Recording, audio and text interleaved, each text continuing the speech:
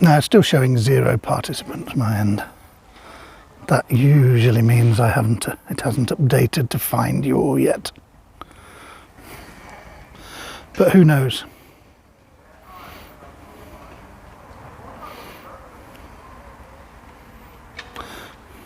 Well, I'm saying a big hello. I don't know if anyone can see or hear me. I'm hoping so, but my now here we go. Now we have you. Hello Robin, hello Susan, hello Catherine, hello Tish, hello Trish, hello to everyone else who is here so far, who I might have missed. It is lovely to see you. And hello Cheryl, hello, nice to see everybody. Is it really 24 hours since I was with you? It's amazing. You don't get any, like a bus, you know, we always say a bus, none come for ages and then 2 or 3 at once. Well, a bit like that with me really. Nothing for a few weeks and then all of a sudden 2 tours in 2 days. Hello Dawn, nice to see you. And lovely to see everybody here. I'm in a somewhat quieter spot, I suppose, than I was when I began yesterday's tour, because yesterday I was in a very busy village of Bourton, a lot of visitors there, but today I am in Bewdley, where it is pretty quiet. The town itself is quite busy around the centre, as we'll see, but the spot I'm in to start our tour off is definitely not very busy. Quite a few people here earlier when I walked through, but people having their lunch break, I think at that time, taking advantage of the nice weather. But you know, the end of the working day now, a lot of people gone home. The adjacent local museum has just closed for the day, so that will be another reason why people are not here anymore. Hello to Claire, hello Trista, hello all of you who I might have missed in the chat, or if you haven't written anything in the chat, a big hello as well. Now, one of the things, I'm going to tell you something silly now. Well, you might not think it's funny, but I did. One of the things I love is the little local neighbourhood groups on social media like Facebook. Sometimes they can be really useful for advertising things, and for, you know, if you've got some furniture you want to give away, get somebody to come and pick it up from you, take it off your hands, or if you need a local tradesman, a recommendation for things. But a lot of the time it tends to be taken up with missing cats and random things like that. And anybody know why the police helicopter just flew over, and you know, these kinds of things. But today somebody had put a post on one of our local groups saying they had pets for rehoming. Okay, can happen. Except that in this case it was goldfish. And they said, I have some goldfish to rehome. Now, rehome a goldfish, you just put it in a different bowl. You've rehomed your goldfish straight away, still under the same roof. But I thought, okay, I'm going to open the comments up because this could be good. And I was not disappointed. The first comment on there was the one that really had me laughing. And it said, please could you send pictures? A goldfish is a goldfish, you know? It's a fish and it's gold. If they'd said tropical fish of many different kinds, okay, but it was just this rehoming a goldfish. I just thought, well, just put it in a new bowl. But it was the person asking for pictures. So, you know, you might do it if it was a cat or a dog or something where, you know, it's just a goldfish. But it just amused me while I was sitting by the river earlier, and I'm sure passers-by were equally entertained by me laughing at it. Dawn, they're called goldfish, but yeah, because it's kind of a generic term, isn't it, for basically a cold water fish that's not a tropical fish. Susan, that's true. People say, have you seen Joe, and you think, well, I don't know, what is he? He could be a cat, a dog, or a person. But we may see a goldfish on this tour, actually, depending on how the light is catching the fish pond. Spoiler alert. Husband or dog dish, that's right. Oh no, I think if it was their husband, they probably would be they might not want him returning. They might not bother putting a message in the group. If found, just keep him. Hello, Satyam. Robin Sally Jane is very well, thank you. She has come up over to Bewdley with me today. She's chilling out with her book while I do the tour, and so we had lunch at one of the local pubs, and we had a little walk around. I walked around the route that I'm planning to do with you, and we just had a little stroll. Tish, she is reading a Harlan Coben book. I can't remember the title of it. It's one that we saw recently that neither of us had read, so we bought that a little while ago. We thought we'd read most of Harlan Coben's, but that one we saw on sale, and we thought, I don't recognise that title. Emma said she might join. I told her about the tour, and she asked me for a link, and I said, well, it's just on YouTube, so hopefully she'll be able to join.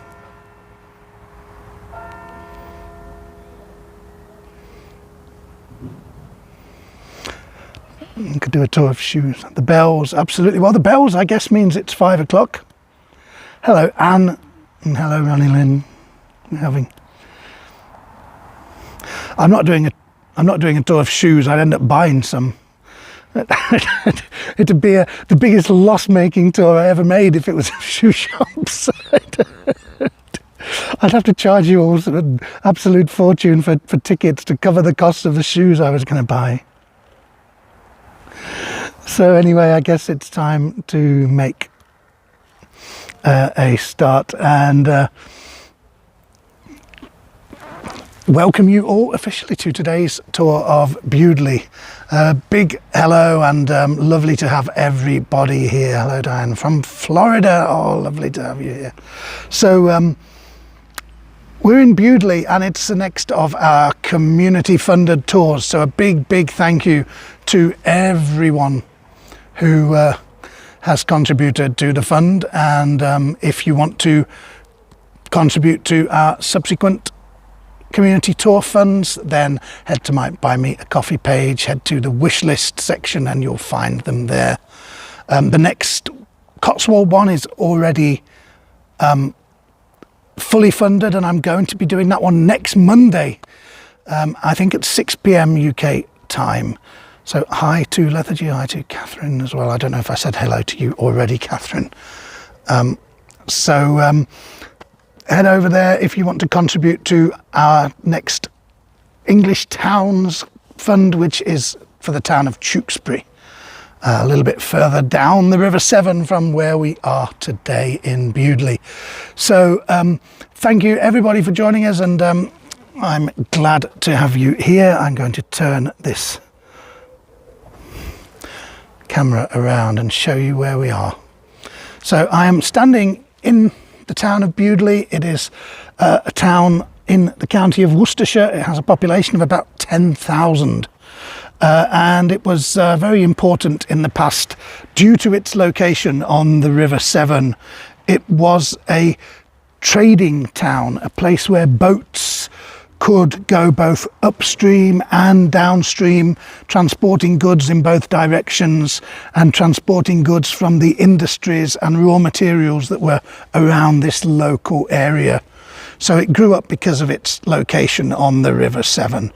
It became very prosperous because of that, and it's got a lot of beautiful Georgian architecture, a lot of great 18th century buildings that we'll see on the tour. And a lot of them are preserved, and the reason for that is because in the early 19th century a canal was built to connect the industrial areas of the Black Country to the River Severn, and that joined the River Severn at the town of Stourport, a few miles downstream of here. And then the canal was built to connect Birmingham to Worcester to the River Severn. So this area ceased to be important for the trade once those canals opened. And that meant it was a little bit frozen in time. And so a lot of that Georgian architecture remains today. Now we are in a beautiful park and gardens right in the centre of town. You can see the top of the church tower sticking up there, and this is called the Queen Elizabeth II Jubilee Gardens. There was a park here previously that was just known as the Town Gardens, and in 1977, to celebrate the Silver Jubilee of Queen Elizabeth II, the town's Jubilee project was to redo this park, to extend it a little bit, to replant it, to redesign it. And it's an absolutely beautiful location in the heart of this little town. So beautiful flowers there, and over here we have what is called the Green Theatre. That's a little covered stage where in the summertime you can have theatrical performances, musical concerts and so on in the park. And up on the hill there we have one of these amazing examples of 18th century architecture. This is a house that we'll see also from the street side, and this is kind of the rear looking out towards the river, which is behind me as I stand here. And at the time it wouldn't have been such a lovely view over the gardens, because this would have been a very industrial area leading down up from the river. You'd have had the docks, the quaysides, and this area had a lot of workshops around here and all kinds of industry. But that house, Redthorn House, was built in the 1770s by the wonderfully named Peter Prattington, the Prattington family. These days it's private apartments. In the past it was a hotel and a care home at various stages as well. Bricked up windows, it's quite a common feature in houses from that era, because a window tax was introduced. You were taxed on your property based on the number of windows it had, and so people would reduce their tax burden a little bit by bricking up some of the windows. So Redthorn House, one of the biggest surviving examples of the Georgian architecture here in the town. And we're going to start by taking a little walk through these beautiful gardens. And it's so quiet. It was quite busy earlier on. The town museum is next to here. There are quite a lot of families around and people enjoying the gardens in their lunch break from work. We saw some lovely families taking a walk with the kids and really kind of enjoying the family time together, which was lovely to see. Now this is a fantastic tree. Look at this. It grows, well, normally you'd think it would grow upwards, but this one kind of grows outwards. But it doesn't. It's like all of us, when it gets to a certain age and a certain weight, it needs a bit of support. It is apparently a walnut tree, according to what one of the local people was telling me earlier on. What a great, fantastic tree. Yeah, it is amazing that this is right in the middle of town, isn't it? Maybe we've got little sort of metal artworks here.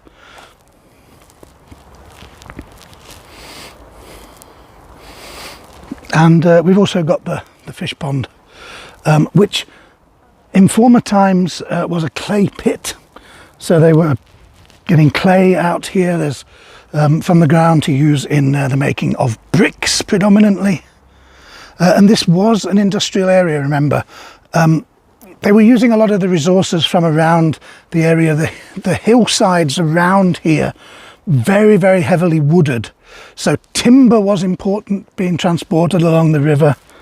And they also had, they were using the bark from those trees, which was an important material to use for the tanning of animal hides to make leather. And there were at one time almost around 30 tanneries in the town of Bewdley. The stench must have been pretty bad, and a lot of them were concentrated in this particular part of town, which is kind of on the edge of town. That's where the smelly occupations would generally be.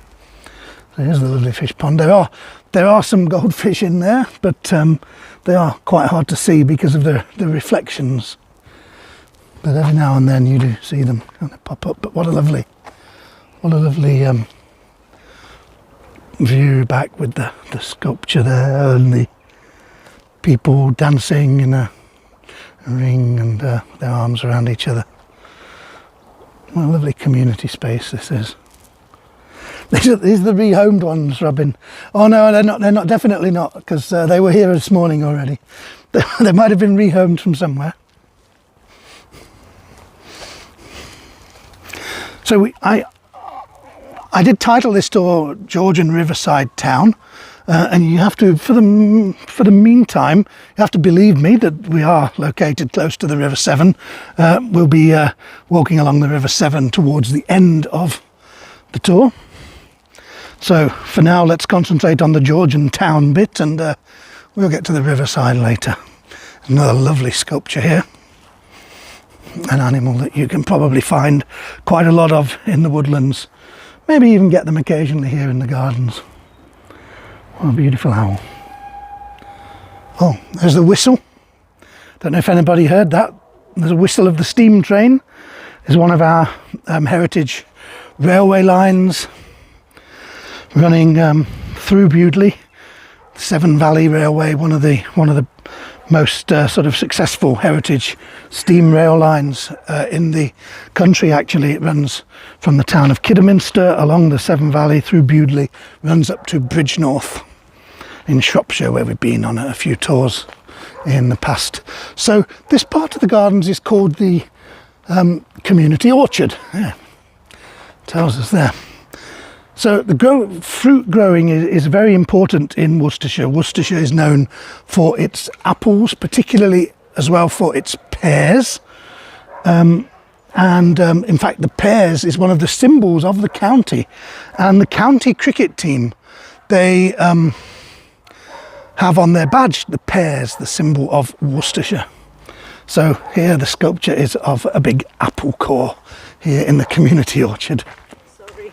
That's okay. Hello. A lovely apple core there.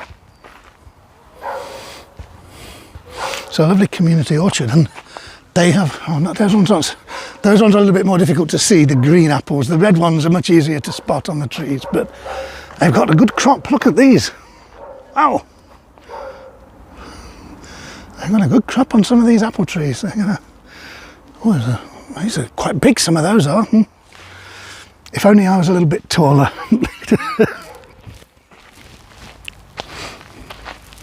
Oh, Elizabeth, hi. Nice to see you.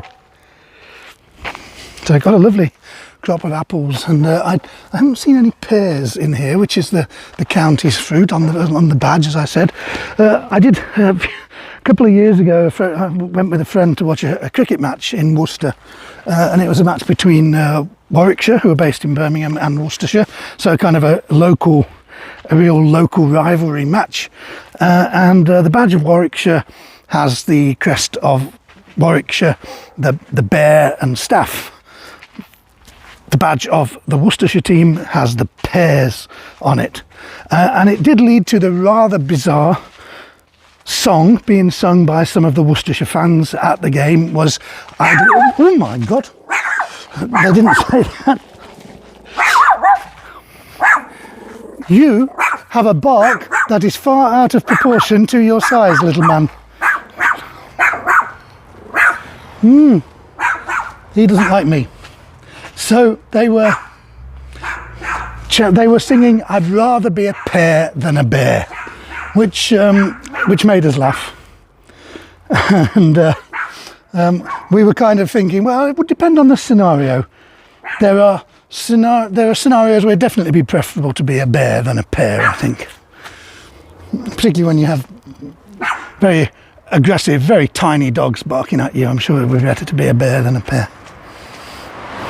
Look at those beautiful roses in the garden here. Now, I said that there were a lot of tanneries around here, and One of them was on this site across the way till the 19th century, when it was the site was used for a school. So this was the old school building, the National School. So the National School were schools throughout England that were set up by the Church of England to give working class people access to education. And the school that I and my sister went to, secondary school, was a national school. But this one has had a very distinct change of use. Used to be a school, now it is the home of the Bewdley brewery, making some very good local ale. And I do particularly like this. Above with the old gate, boys' school, Bewdley local brewery.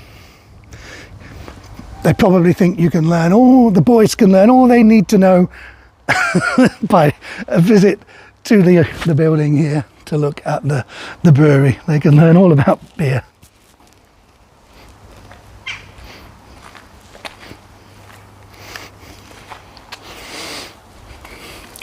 So some beautiful little row of houses here.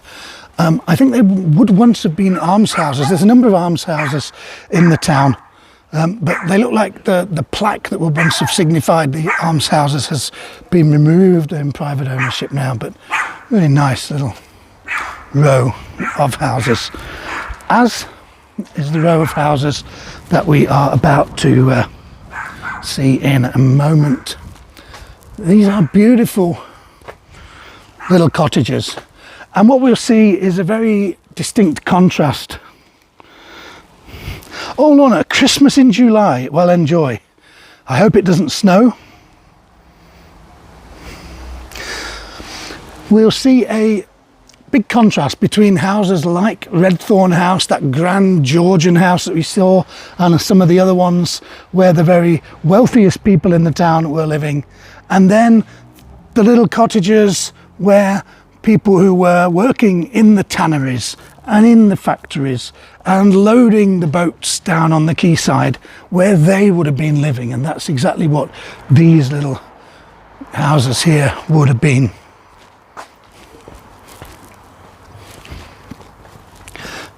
So, but they are fantastic, aren't they? And probably pretty expensive now as well.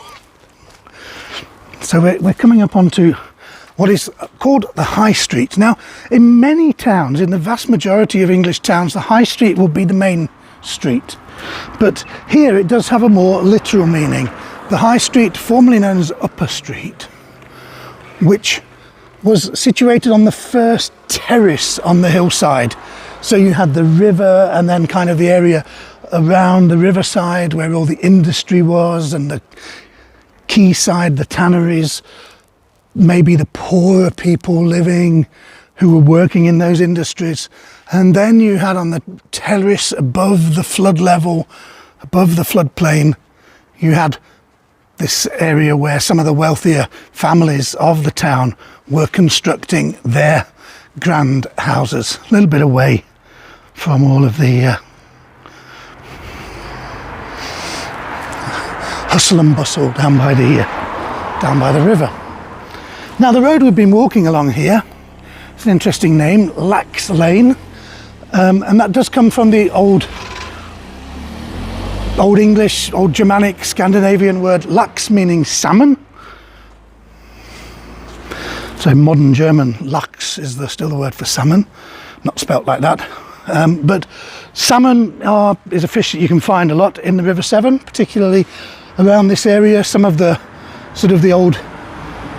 slightly faster flowing sections around here, you will see the salmon leaping the right time of year.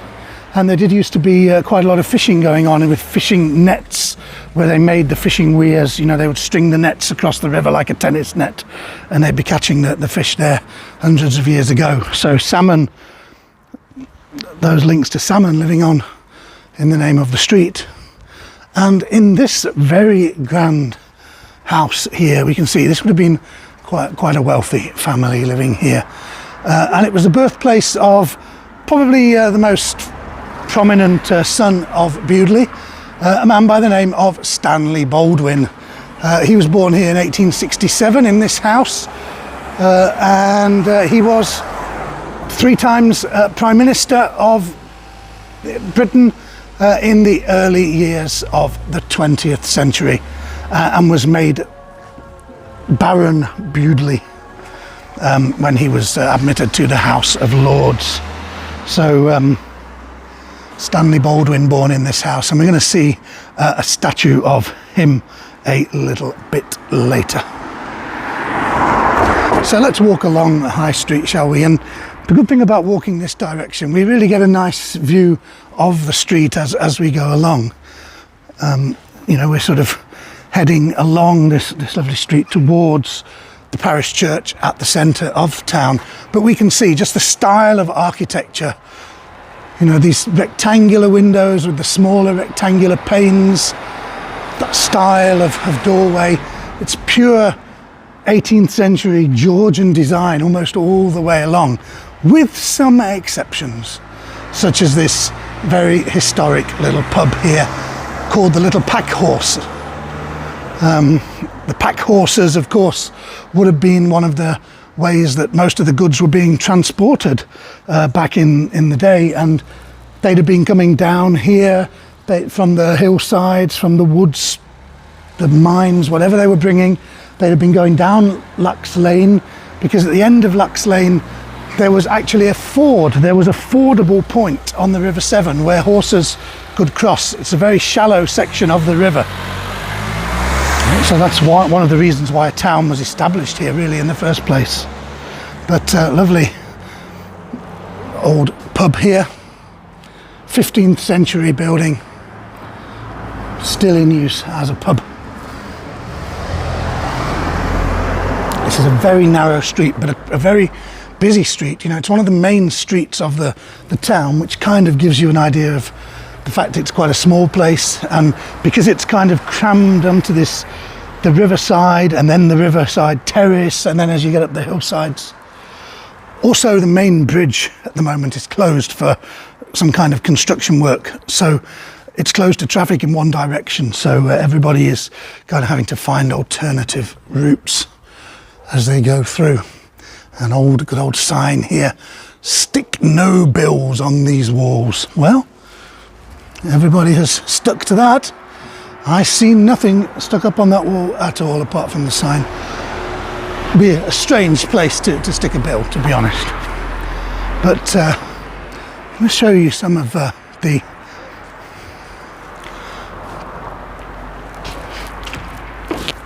almshouses. I said there were various sets of almshouses in the town, local residents, local families who were wealthy. They were doing charitable work in terms of providing almshouses for those less fortunate to live.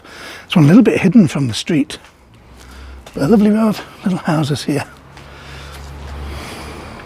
Originally built in the 17th century, still occupied today. And look at these fantastic chimneys, 2 banks of chimneys from the houses there. Stick bills but no bobs. Or Teds, maybe. Lovely almshouses, and they're called Cook's almshouses. They were built by the Cook family, a wealthy local family of merchants, in memory of their son, who was called Thomas Cook. Nothing to do with the travel company, but he died at a very young age, at the age of 19, and his wealthy family decided to create these almshouses, and they kind of did that in memory of their young son who lost his life at 19. And that's why they're called Cook's almshouses.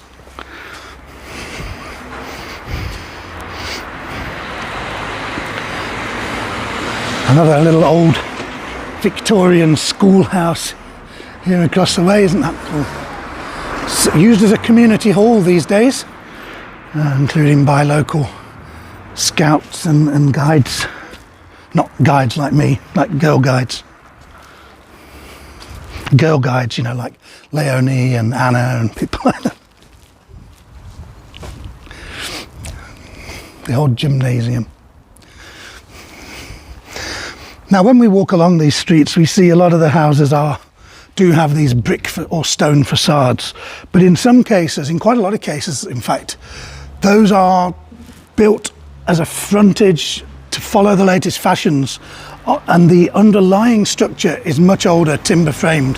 And these two houses here are the best examples of this. These are thought to be the oldest houses in the town. That's why they have the blue placard. They have been dated to 1419. Two timber framed houses adjoining, and they, in the 17th and 18th centuries, that they modernized them. They put the brick facade on them and a new roof, but the underlying structure still has the wooden beams of the original early 15th century buildings.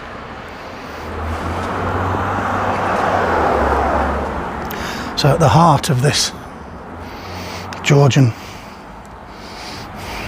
streetscape, you got the little doors there for delivering the coal into the cellar. Not for the hobbits. Dawn, it is a shame, but it was kind of fashionable. You know, people do things to follow the latest fashions, and to strengthen the structures of their buildings from time to time as well. But it's Georgian everywhere, and this is what I mean. This, you know, if they'd have not built the canals downstream to connect the River Severn to all the industries, or if they'd have built one of those canals to emerge into the river at Bewdley itself, the town would have become much more modernised. So, you know, a lot of these Georgian buildings would have been replaced or modified, and we'd see a very different kind of appearance in the town today. And it's because of something that actually was really economically at the time fairly disastrous for the town. Then that is now something we can look at as, well, the impact of that was that the character of the town was retained. So, you know, it's strange how things kind of turn around a little bit. Now, there's a couple of things I want to show you here. There's another very grand building, a little bit set back. But this belonged to one of the wealthiest families in the town, the Skay family, S-K-E-Y, the Skay family. And they acquired sort of the block here, which had been large timber-framed houses from the 17th century, and they modernised them in this typical Georgian style. The Skay family were merchants involved in the Riverside trades, but in the 19th century they became manufacturers. They became one of the early chemical manufacturers. They had a chemical works just upstream of the centre of town, where they were making dyes and other kinds of chemicals for some of the local industries at the time. This was their townhouse in the centre of Bewdley itself. Now we can see, I've lost what I was, yeah, here it is. I crossed over and lost what I was looking for. So we've got a lot of change here, but we can see that where these brick built buildings have been, we still got some of the real old stones. This is the local sandstone. Look at this step here made of the local sandstone.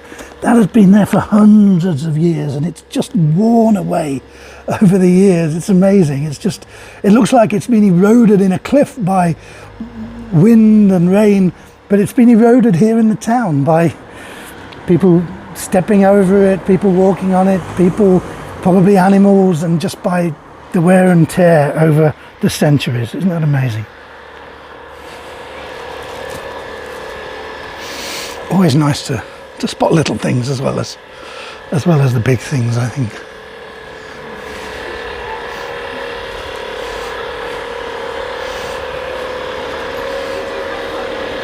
Now I've got an interesting little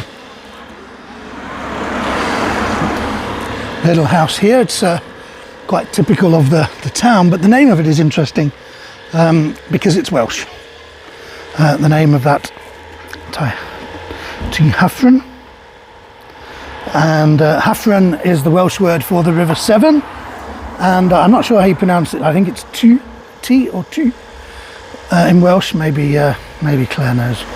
That means house in Welsh, so it means Severn house, and indeed the windows at the back of the house would enjoy a view down to the River Severn. T. Thank you, Claire. T Hafren, Severn house. And so here's a lovely little garden. We have the Baptist church set back. And actually from here we can see a couple of churches. We can see the Baptist church here. That's the Baptist church. And the sort of conical roof we can see just over the wall there. We'll actually see the building a little bit better when we go back out onto the main street. That's now the Catholic church, but it was originally a Protestant Presbyterian church. And the interesting thing about both of these churches is that they are set back from the main street behind other buildings. And that was kind of because of the persecution and distrust of the non-conformist religions in the 17th and 18th centuries when these buildings were being constructed. So they wouldn't put them on, a grand display in the marketplace.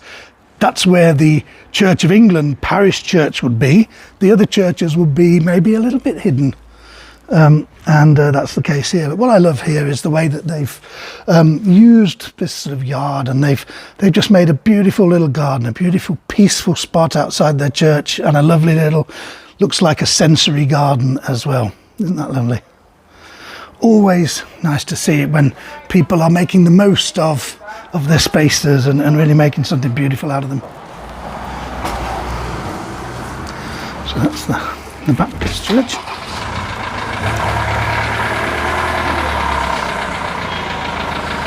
And we have a similar situation actually on the other side of the road here, because the building we can see here, this when the van moves you'll see it much better. This is the Methodist church. This is Bewdley Methodist Church, and that originally was very much based on the same kind of principle. I'm going to go and stand just out here. We've got a lot of cars coming, they're all trying to pass each other.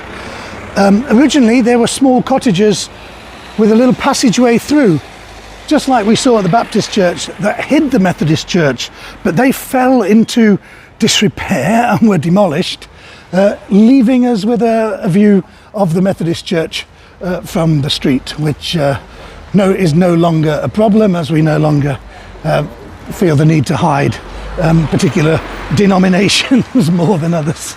So that's why we can see the Methodist church, and why it's a little bit set back from the actual road.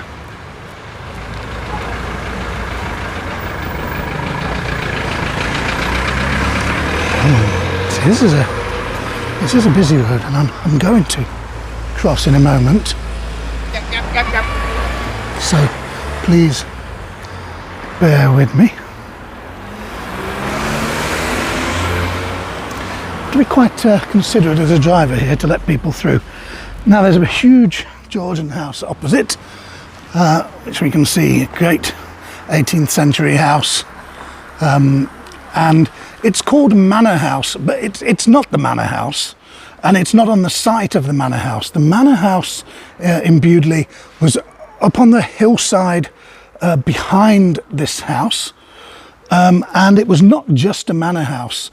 In the late medieval period, it was also a royal palace, and hunting lodge was called Tickenhill House, a royal palace, and it was actually the place where the wedding of the oldest son of King Henry VII, a young lad by the name of Prince Arthur, who was living at Ludlow Castle up in Shropshire. He came down to Tickenhill House, the royal palace, and it was there that the wedding service was conducted with his young bride, the Spanish Princess Catherine of Aragon. Now, Catherine wasn't there. It was a wedding by proxy, as would often happen with these weddings involving very young kids. It was only later that she actually came over to England to meet Arthur, but he died soon after their wedding. Heir to the throne, his widow Catherine, she married his younger brother Henry, who ascended the throne as Henry VIII, and the rest is history, a big turning point in English history. So this is called the Manor House, but the Royal Palace, Ticken Hill up on the hill behind here, was actually the Manor House of Bewdley. Now, right at the beginning when we were in the park, we saw Redthorn House, and this is Redthorn House. This is the front. So we saw it from the back with the beautiful curved shape and the bricked up windows. So they had a great view in both directions. But this is the front of the house, built by the Prattington family in the 18th century. A wealthy family of merchants, and the head of the family at the time was called Peter Prattington, and he was an antiquary, a study of history and historic artefacts, and he built up a huge collection of artefacts relating to the town of Bewdley and the wider region of Worcestershire, which is now held by the Society of Antiquaries in London as part of their sort of English regional collection. So this beautiful house. Now, I said we'd see a better view of the Catholic Church, and there it is, hidden behind this house. It's sort of oval in shape. It looks almost circular from here, a little bit like a dovecote actually.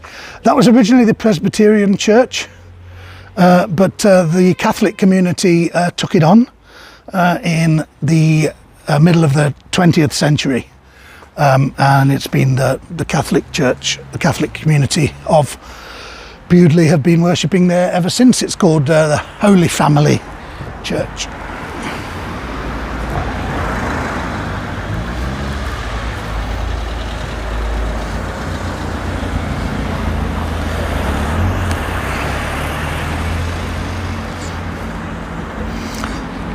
Now, next to it is a building that has fallen into quite a sorry state, actually. This building, so this was an interesting part of town because you had some of the wealthiest people. You've got the Manor House there, you've got Redthorn House, we'll see in a moment what's known as the Bailiff's House. You've got some of the wealthiest people in the town living on this street. But what you've also got here is the old Bewdley workhouse, built in the 18th century. So the very poorest in society, who were too poor even to live on charitable handouts, they would be forced to check themselves into the workhouse, where they would be working their fingers to the bone, often quite literally, to keep a roof over their heads and a little bit of food in their bellies. The workhouse closed in the middle of the 19th century when a larger workhouse covering the whole of the area was built in nearby Kidderminster, and this building was taken over, became a factory, and it became a factory owned by a family called the Humferthorne family. The Humferthorne family were manufacturers of horn products, so animal horn. Now, we had all the tanneries, so a lot of animal carcasses, after the meat had been used and these kind of things, the animal hides and the rest of the animal products would have been, the animal hides would have been used in the tannery, and then the horns from the cattle, they'd have come to the horn manufacturers. Of which there were several. This was one of the larger ones in the town, but they were making things like buttons, combs, and what we might think of as almost glass panes that went around lanterns at that time. They wouldn't have been glass, they would have mainly been made of horn, and this was one of the big horn factories. Until the 20th century it was in operation. Now it's in a very derelict state, and it's currently the subject of a planning application to convert into residential use. interesting to see how that happens and whether it happens and how long it takes. Now here we've got some of the older buildings exposed, some of the older timber framing here. Beautiful. 17th century timber framing here.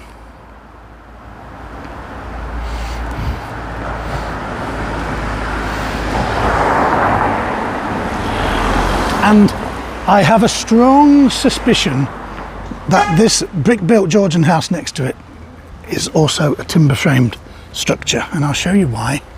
One of the distinctive features of timber-frame buildings is that the wood bows outwards over time. And look at the bowing outwards. I don't know if you can see it on the screen very well, but the bowing outwards, and that doesn't look like it's a deliberate sort of effect that they've tried to do with the brickwork. It looks like they're building the brick to kind of face a house that has already been bowing out after a couple of centuries, which is pretty cool. So just as we had that original sandstone step a little way back, you can see here you've got a factory building, but as part of the structure you've got the brick, you've got stone, but that's wood. That's wood right there, wooden beams still within the structure. Really amazing.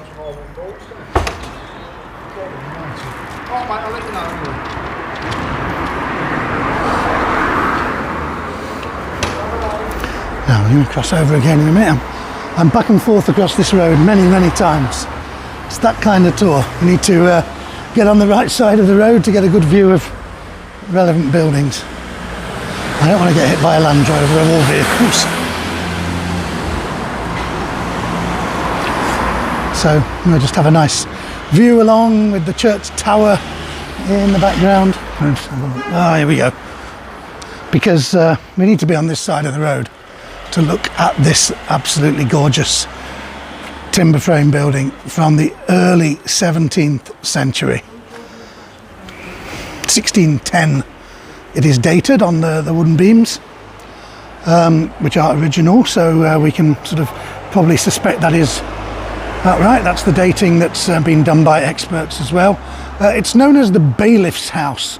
So this is not a bailiff like someone who comes and kicks you out of your house if you haven't paid the rent, or you haven't paid a tax bill or something.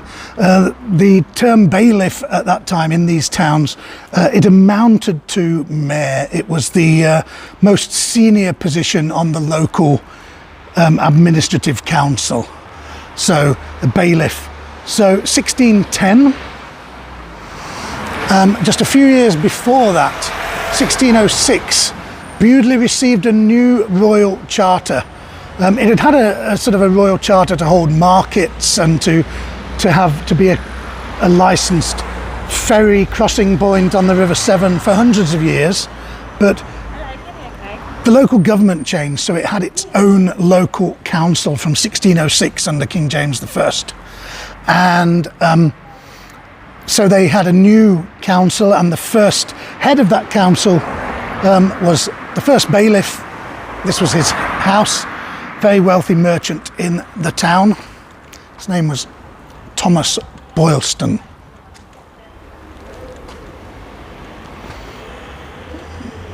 A beautiful building. It's now an Italian restaurant, Pomodoro Tomato. Thomas Boylston. And there we see above the door, slightly slopey because it is 414 years old. TB, the two initials on either side, 1610 when it was built. The writing on the wood above the windows, Dawn, is basically the history of the house. Essentially, what I've just told you about the charter from King James and Boylston being the first bailiff and having this house. Sometimes houses are good. You don't need to even look them up in a book. They tell you the whole history on the front of the house. Great. So look at that. TB. My dad was called Tony. Do you think I can claim this? Oh, TB. I could produce my dad's will and say, look, Tony Graysby left everything to me and Emma. We can not that that was very much, but perhaps we can claim this house as well.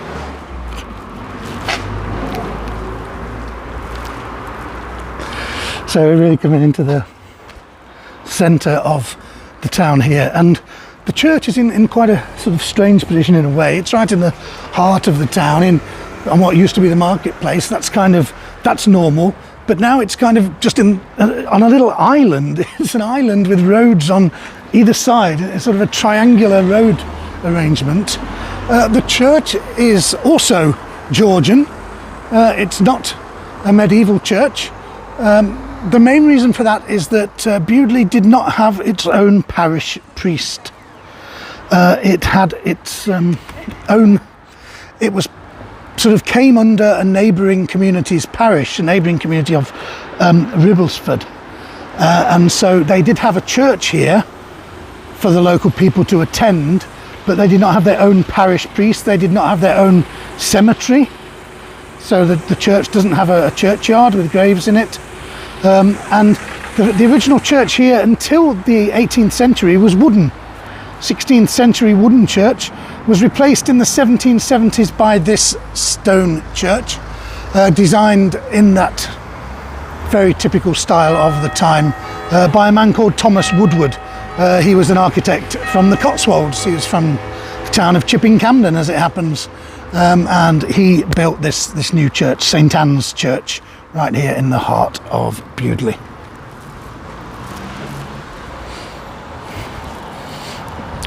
Now this is where I've got to look at about 5 roads simultaneously, but that's okay. There's not so much traffic. But another lovely building here.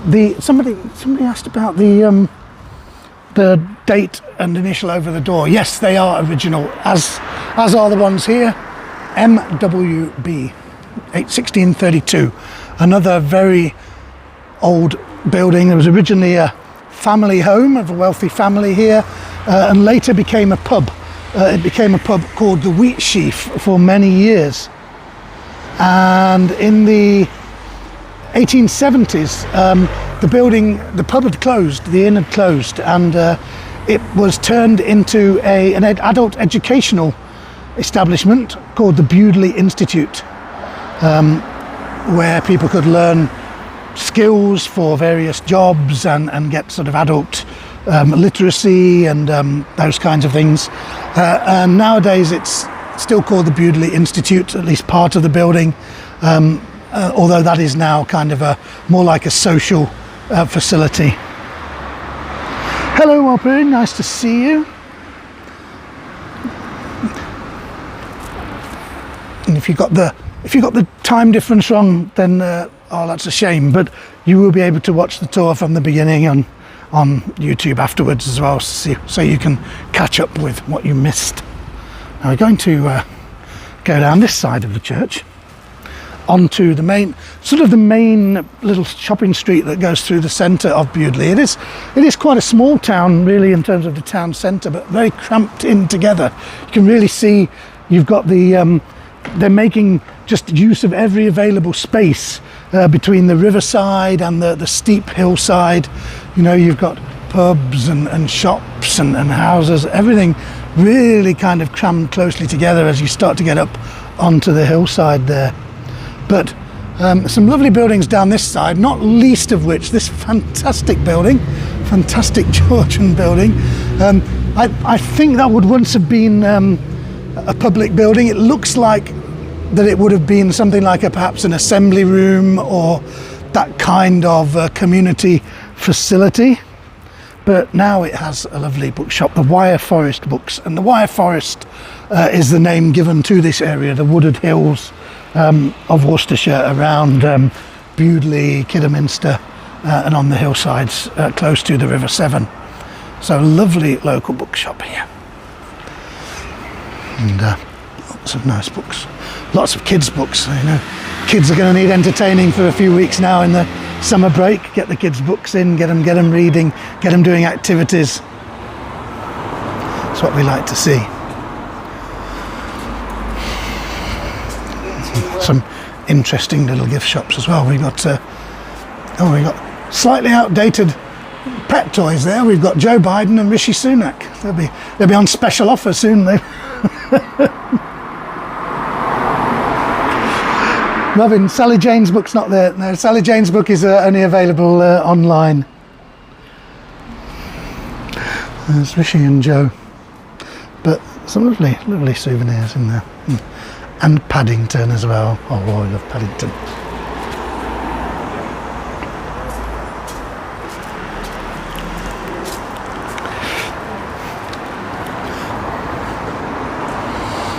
So I'll get across quick. Lovely flowers in the centre of the town here. Beautiful display of colours. And right in front of the town's war memorial, which is in a really prominent spot here, because essentially as you come over the bridge and come into the town, you are facing towards the church, and the war memorial is right in front of you here. So this is the war memorial to the people from Bewdley who lost their lives in the 2 world wars. The central section is for the First World War, and then the panels on either side are for the Second World War.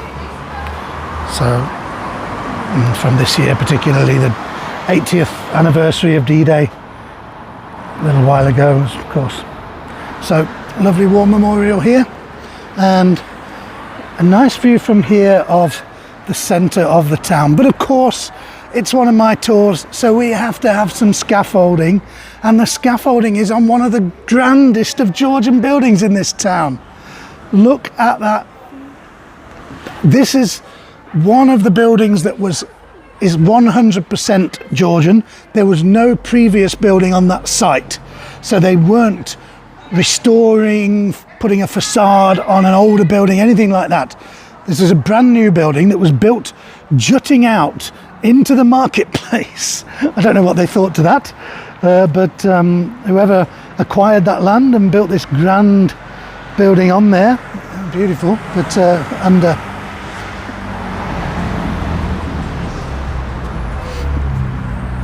under scaffolding, partly at least at the moment. Now here's a very interesting sign that I discovered earlier, that I don't know if it's a name or just a piece of information.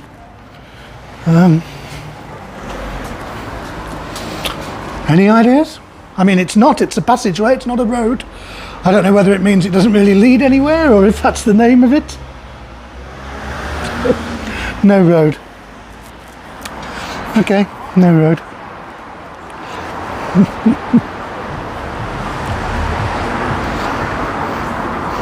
What have we got in here? Wallace and Gromit. Swiss Army knife. Darth Vader. I don't know if you can see him properly. I don't know if it's a costume or just a model. I was going to... I said to Sally Jane earlier, I got to get the Darth Vader costume and turn up for the tour in it, but people would be putting comments online saying, well, the tour was okay, but the heavy breathing was a bit off-putting.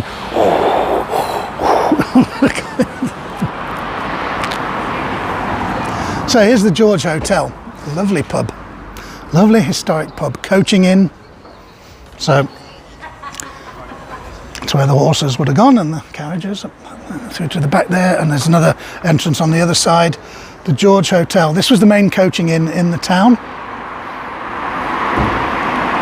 and this is where you would have got a coach to Worcester or to Birmingham, and then you could have got coaches on from there to London, or you could have gone westwards into Wales as well.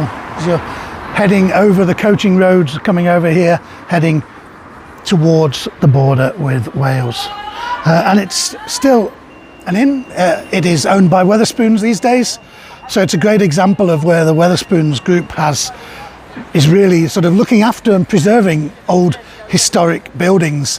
They do that with all kinds of buildings, but in this case it is a historic coaching inn, and really looking great. Actually, the George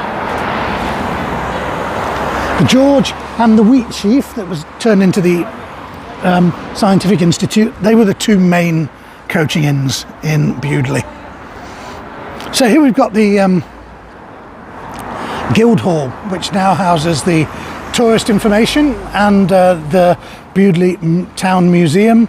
And on the upper floor is still the meeting place of the local council.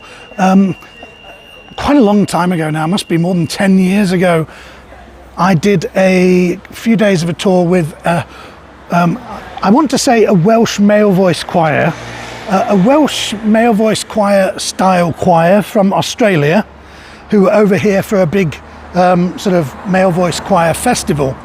And they were giving a concert in Worcester Cathedral, and they were staying in Bewdley. They came to meet the mayor here in the Guildhall, and it wasn't planned, but the mayor asked them if they could do some singing. So in the middle of the day, this choir just kind of came and stood outside the Guildhall here and were giving this impromptu choral performance of sort of like just a typical Welsh male voice choir in the middle of the town. While I thought, yeah, that's my group. That's my group. I've got some kind of pride. Needless to say, they didn't ask me to join them. But it's a beautiful Guildhall. And next to it is this building, which is known as the Old Post Office. It's a much older building than that. Another old coaching inn, adjacent to the Guildhall. But in the 19th century, part of it became the post office. And here is the statue I referred to earlier, statue of Stanley Baldwin, 1867 to 1947, 3 times Prime Minister. It's a modern statue. It was only installed in 2018 and it was unveiled by the Duke of Gloucester. But Stanley Baldwin, with his pipe there, very typical of the time, was the most prominent of the town's sons.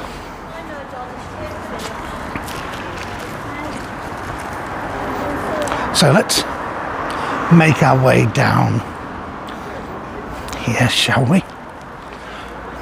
Because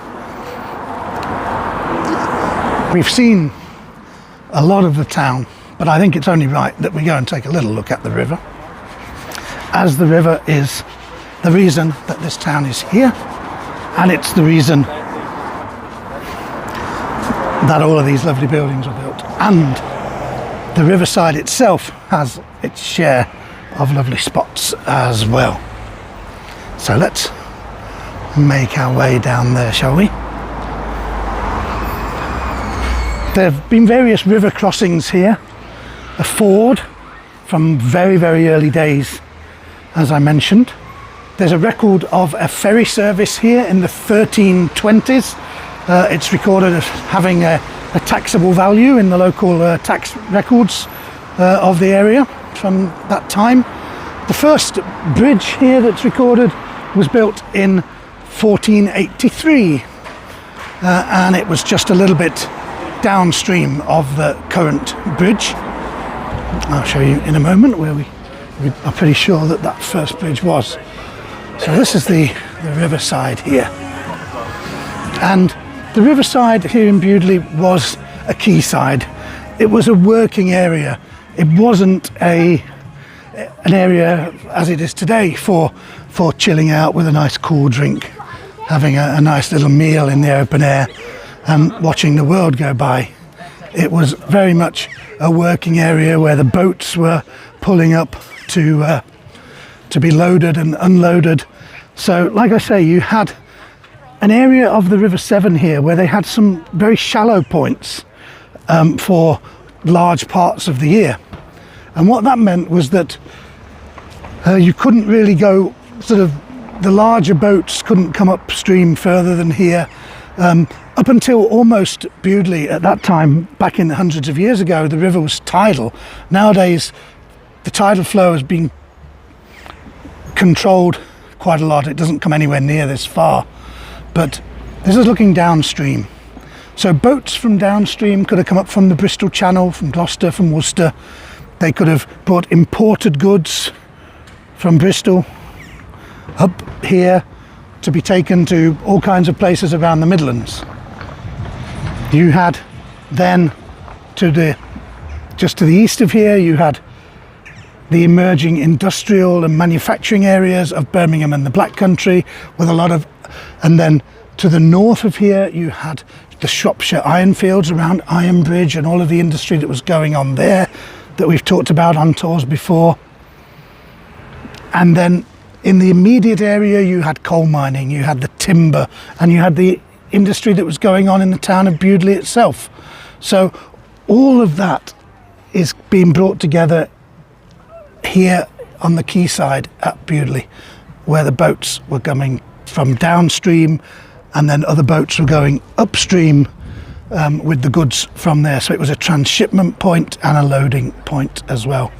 And what a beautiful view downstream here on what is known as Riverside South. Now the river is very low at the moment, very placid, but they are on the opposite side there. You might be able to see some construction work. They're finished for the day. Oh, I still see a couple of high visibility jackets, but they are working on some of the flood defences there. It is a constant issue because when the River Severn floods, it floods. And the floods are getting, with climate change, the floods are getting more and more frequent. And probably every couple of years or so, the water will be up over the top here onto the road where you can see the cars driving along here, and the people would need sandbags outside their houses. It's a beautiful place, but it is not a place where it is easy to get insurance. Hello Natalie, how are you? Lovely to see Natalie. Ah, great to have you here, Nat. So, not going to be any gory stories for you here, Natalie, I'm afraid. A very peaceful place. But what we're going to do is look the other way, and we're going to see the bridge. So the original bridge over the Severn at this point would be just about here where we're looking across. That was the 15th century bridge. 1795, some of the biggest floods ever recorded, and a lot of bridges on the Severn were destroyed and washed away. And 3 years later, the new bridge was built, 1798, and it was designed by one of our most famous architects and engineers of that time, who built several bridges over the River Severn, Thomas Telford. And Thomas Telford was responsible for this bridge. No, not bloody Bewdley. I'm sure there are stories of that nature around here, just that I haven't researched them for this particular tour. So here's Thomas Telford's beautiful stone bridge spanning the river to this day, and they're repairing the road service at the moment. It's closed. It's normally both directions, but at the moment you can only go westwards over the bridge. So it means I have to take a somewhat circuitous route to get back out of town afterwards. Normally I'd just head back over the bridge. It's lovely with the reflection, isn't it? But, you know, a lot of the buildings here are now being taken over by bars, cafes, restaurants. It's lovely to come and sit here on the riverside. And we're just going to spend a few minutes having a little wander down here and taking a look at that.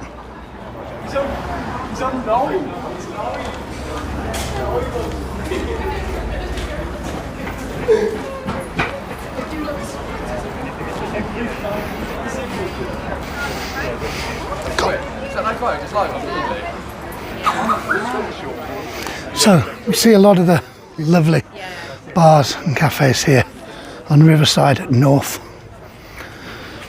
What a lovely spot. Susan, buy a book and sit by the river. Well, Sally Jane and I sat by the river earlier and we had a little bit of time just reading. And what we see as we go along, you know, it is a beautiful view. It is very tranquil today, but those floodwaters are a constant issue. And one of the things that's been installed is kind of a permanent precaution, and we see it all the way along these metal plates here, and they are the mounting points for metal barriers. Oh great, Claire, we're going down to the river. Some local youth thought they might try and get onto camera. They nearly went in the river. And when the flood warnings come, the good thing, there's not much good about the floods on the River Severn. It floods very quickly and very severely, but it is predictable. So they can predict, when they know that those conditions are coming, they can predict the storm surge down the river, and they can get the barriers up. And this is where they attach them. They come and mount them here, and they are sort of, several feet high, probably about as tall as I am at least, really, to keep the water, because otherwise, until they installed these a few years ago, the water was here up to the houses, part way up the doors. It's really hard to imagine when you look at it here, water level really low at the moment, and the water really peaceful. How much is a cup of coffee? I don't know about a pint of beer. Well, a cup of coffee earlier, I had a large black coffee at the cafe just down here, was £3 something, £3.20 I think, which is about standard for a coffee shop these days. Beautiful timber frame building. And the next pub that we're going to see is called the Mug House Inn. And the Mug House Inn takes its name from a sort of a tradition on the quayside here. So when the merchants were arranging with the boat captains to transport their goods, when they'd made the arrangements, they would go into one of the quayside inns and they would share a mug of ale between them. And that would be kind of the symbol, like the handshake, or the sort of that whatever ways you seal the deal. Sharing the mug of ale would be the way that they would seal the deal traditionally here. And so the Mug House Inn takes its name from that tradition. And what a beautiful pub it is! Look at those gorgeous flowers in the baskets.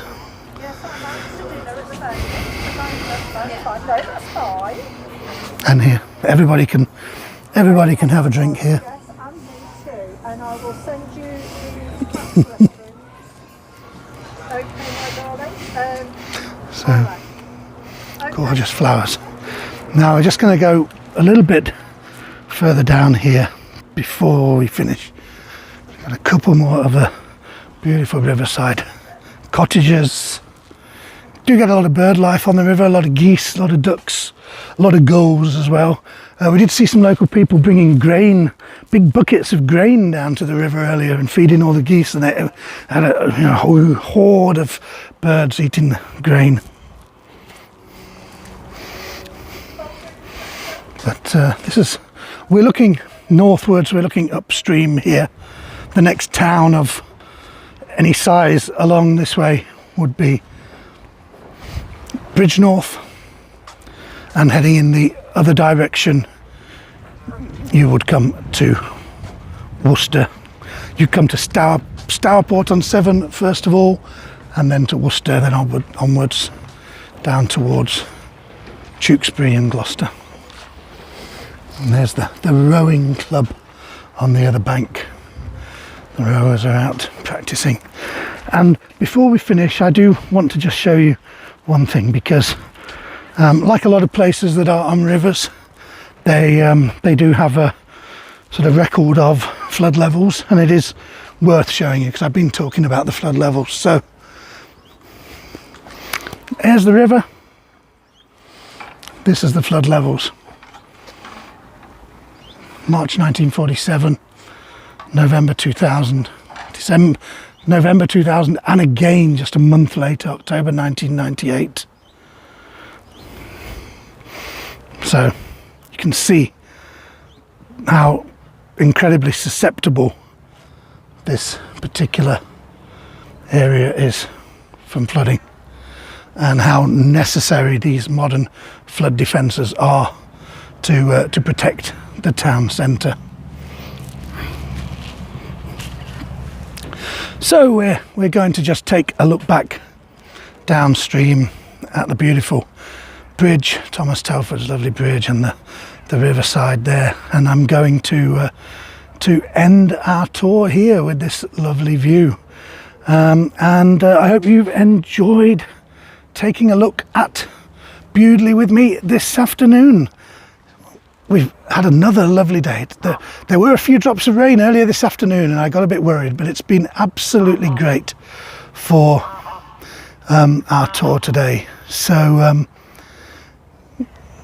hope you've all enjoyed seeing this town. That's probably a place that a lot of you, especially those not from the UK, won't have necessarily heard of. It's one of the things I love to do, is to take you to places that you might not be familiar with, and show you that there's always something to see, there's always something interesting, there's always some stories and a lot of history, and I love doing these tours for you. Thank you, Claire, for putting that link up. I can't read. Oh, that is the Padlet page, which has links to all my tours. And Beatrice, thank you very much. I really appreciate you sharing that link to the Padlet page. And what do we have coming up? Well, we have on Sunday evening at 8 p.m. UK time, we have a Zoom event, and that is currently up on my Buy Me a Coffee and Ko-fi pages. Thank you, Beatrice, for putting the links to that. And that is community catch-up. I'm going to rename it as community get-together, because I realise that I call my recordings a catch-up, so I don't want to cause any confusion. It's basically going to be a chance for us all to get together after I've been away for a few weeks. Thank you, Beatrice. That's the Ko-fi link done up there as well, the Buy Me a Coffee and the Ko-fi link. Their price is lower than our normal tours because it's not a regular kind of tour. I'm going to be chatting to you and giving a bit of a presentation, showing you some of the places I've been on my adventures lately, and then telling you a little bit about what we've got coming up. And then we're going to have one of our community chat kind of sessions as well. I'll put one of the old tour recordings on without the sound, so you got some nice pictures, and you can all have a chat, catch up, and I can answer any questions you've got, and we'll just have kind of a nice get together. That's on Sunday evening at 8 p.m. I know yesterday I said Saturday, but I subsequently discovered that since I'd looked at the guide's calendar that afternoon, Leonie had put up a special tour at a river festival with a sunset element for exactly that time on Saturday night, and so I said, well, okay, I'll do mine on Sunday then. So I've switched over to Sunday for that one, and when I get home tonight, I'm going to put up my next community funded tour, which is going to be on Monday next week. It's going to be the next Cotswold tour, and it is going to be in the town of Moreton in Marsh, which is a new one. I did say that I'd try to intermingle some of the old favourite Cotswold places and some of the some new ones as well. And so Moreton in Marsh is a brand new one, and we're going to be going there next Monday. That's going to be, I think, at 6 p.m, so a slightly later time than today's tour. I will put that'll be on YouTube again. That'll be free to join. Thanks to the generosity of all of you who have supported it. So thanks so much, everybody. Thank you for supporting this tour. Beatrice, thank you for putting that final link up, which is to the wish list section of my Buy Me a Coffee, which is where you can find the funds for our future community funded tours. The next one that I've got there to be topped up is for the town of Tewkesbury, a little bit further down the River Severn, at the point where it is joined by another river that we've seen a few times on our tours, the River Avon, and another beautiful medieval town. So we will hopefully be going to Tewkesbury pretty soon, but in the meantime I will hopefully see you at the community get together on Sunday, and have a lovely rest of your evening, everybody. Have a good few days. I will see you then. Thanks again, everybody, to joining me. Thank you, Claire and Beatrice, for your support with spannering and helping with links, and I will see everybody very, very soon. Take care, everybody. Bye for now.